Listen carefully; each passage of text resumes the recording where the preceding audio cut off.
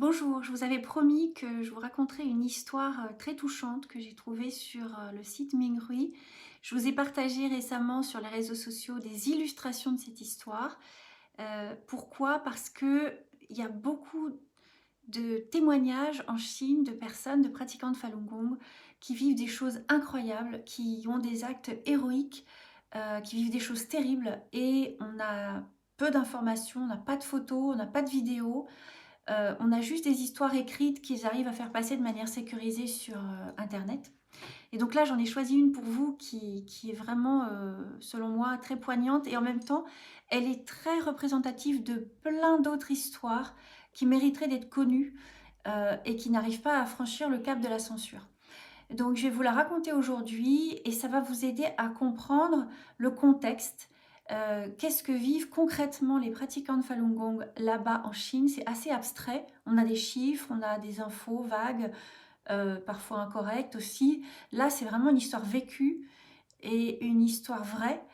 Et la personne est toujours vivante, heureusement. Elle a survécu à ce que vous allez voir dans cette histoire-là que je vais vous raconter. Et c'est une histoire qui mérite d'être partagée. C'est pour ça que je prends la peine de vous la raconter en vidéo. Vous aurez aussi une version écrite. Et je vous invite à la partager parce que ça aide à comprendre, ça informe. Et je pense que c'est assez puissant une histoire comme ça pour informer. Ça informe peut-être mieux que certaines formes d'autres formes de contenu informatif. Donc je vais vous lire son histoire. Elle raconte, donc le titre de son histoire c'est Une année inoubliable, mon histoire. Le temps file à une vitesse incroyable. Quand je repense à ces 20 dernières années, une vague d'émotions m'envahit. Tout a commencé avec la découverte de la pratique du Falun Dafa, une pratique qui a changé ma vie et m'a poussée à faire face à l'inimaginable. Les souvenirs reviennent en rafale, comme des scènes figées dans le temps, des moments de joie mais aussi de résistance face à l'injustice. Un hiver glacial, alors que le nouvel an chinois approchait, mon nom a été appelé dans le couloir. On m'emmenait avec d'autres pratiquants vers un camp de travail. À bord du véhicule, tout était figé dans le froid.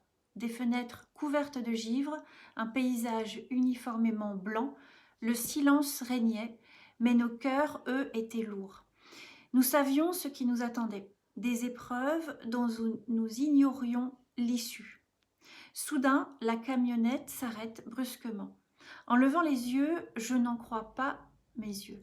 Là, devant le véhicule se tenait mon mari, serrant notre enfant de 4 ans dans ses bras. Il était resté là, debout dans le froid mordant, sans bouger.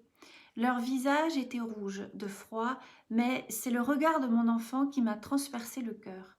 Il ne comprenait pas pourquoi je ne pouvais pas être avec eux. Les larmes ont jailli malgré moi. Mon mari s'est précipité vers la porte du véhicule pour me remettre une lettre, mais elle a été arrachée de ses mains par une gardienne. Je voulais lui dire tant de choses, mais on m'a forcé à me rasseoir, incapable de prononcer le moindre mot. Dans la confusion, on a réussi à gratter un minuscule bout de givre sur la vitre, juste assez pour échanger un dernier regard à travers ce petit espace. Un moment déchirant. Nous étions si proches, mais tout aussi impuissants.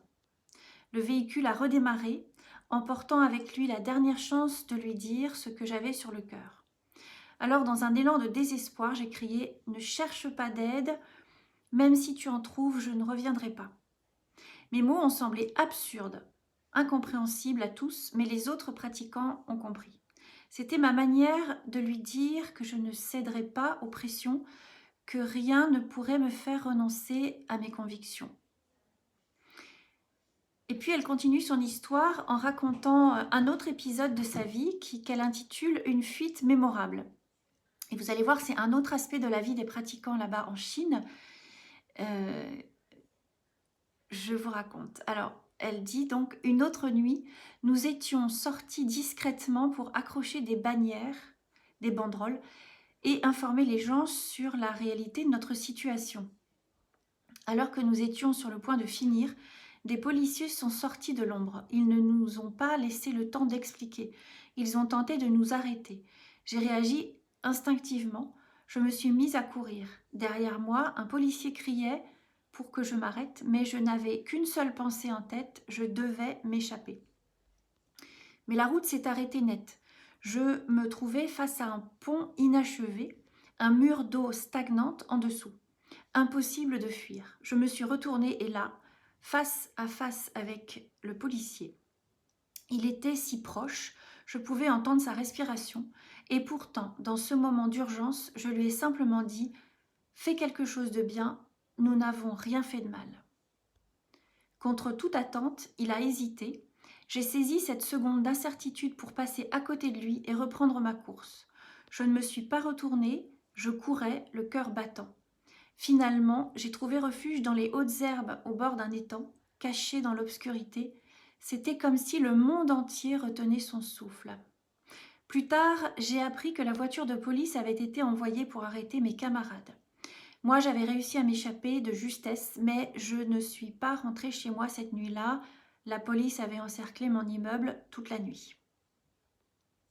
Et la dernière partie de son histoire, vous verrez, c'est presque fini. C'est une troisième scène tout aussi représentative de tous les témoignages qu'on peut lire de pratiquants de Falun Gong en Chine. Et vous allez voir, là, cette fois-ci, ça se passe dans un camp. Elle intitule cette partie « Un choix déchirant ». Puis est venue l'épreuve la plus difficile. Après des mois de détention, de maltraitance, mon mari a réussi à obtenir une visite. Lorsque je l'ai vu, mes forces m'ont quitté. Je n'étais plus que l'ombre de moi-même. Mon mari, qui n'avait jamais supplié personne de toute sa vie, s'est agenouillé devant moi, les yeux remplis de larmes. Il voulait que je cède, que je rentre à la maison. Mais au fond de moi, je savais que je ne pouvais pas trahir ce en quoi je croyais, même si cela signifiait passer encore plus de temps dans cet enfer. Et ça, c'est quelque chose que beaucoup de personnes n'arrivent pas à comprendre. Et une journaliste de l'Obs, qui s'appelle Ursula Gauthier, avait fait un article sur la Chine et sur les Falun Gong en disant qu'on pouvait les comparer, qu'ils avaient un courage inouï et qu'on pouvait les comparer aux chrétiens des catacombes, qui avaient aussi vécu, eux, des persécutions. Et c'est bien qu'elle ait fait cette analogie, parce que je pense qu'aujourd'hui, peu de gens réalisent ce que vivent les pratiquants de Falun Gong, le courage qu'ils ont. Et là, on voit par exemple dans cette dernière partie de l'histoire combien ils résistent sous la pression, sous la torture, pour rester fidèles à leurs convictions. C'est comme si on vous demandait de renier votre mère, votre père, ou de renier ce en quoi vous croyez le plus. Eh bien, eux, voilà, ils ne cèdent pas, et ce en quoi ils croient, vous le savez peut-être, c'est trois principes très simples qui sont la vérité, la bonté, la patience. En chinois, Zhen Shan Zhen. Et voilà, c'est Falun Dafa, vous le verrez à travers d'autres vidéos qu'on fait. Vous pouvez aller voir sur YouTube, il y en a plein déjà. C'est une méthode à la fois de méditation et en même temps c'est une philosophie de vie qui permet d'atteindre un certain bien-être intérieur et physique aussi, de pouvoir gérer les relations de manière harmonieuse, les relations humaines, d'avoir une vie paisible, de trouver ce qu'on appelle la paix intérieure, ce qui n'est pas facile dans notre monde actuel. Et c'est vraiment une méthode qui fonctionne, c'est pour ça qu'elle avait autant de succès dans les années 90. Et c'est malheureusement aussi pour ça, victime de son succès, que le régime chinois a décidé de persécuter ceux qui pratiquent. Donc voilà, c'est tout l'objet de notre chaîne et de nos réseaux sociaux. Je pense que cette histoire mérite d'être partagée. Elle est très représentative de plein d'autres histoires. Combien? Des milliers, des millions. Il y avait 100 millions de pratiquants de Falun Gong en Chine en 1999, quand la méthode a commencé à être réprimée. Et donc ça fait beaucoup de monde, beaucoup de familles, beaucoup de proches qui sont donc concernés directement ou indirectement par cette répression. Elle mérite vraiment qu'on en parle plus. Et c'est ce qui nous motive à faire toutes ces vidéos, tous ces contenus, en espérant que vous puissiez les partager, parce que chaque partage, on ne sait pas jusqu'où ça peut aller. Vous allez le partager sur votre réseau, une autre personne va le faire, et ça peut aller très loin, et c'est comme ça que l'information circule bien et qu'on répand le message et qu'on soutient surtout ces personnes en Chine qui n'ont pas la possibilité de s'exprimer, de raconter ce qu'ils vivent, ni de se défendre. Donc ils ont besoin de nous. et nous comptons sur vous. Merci.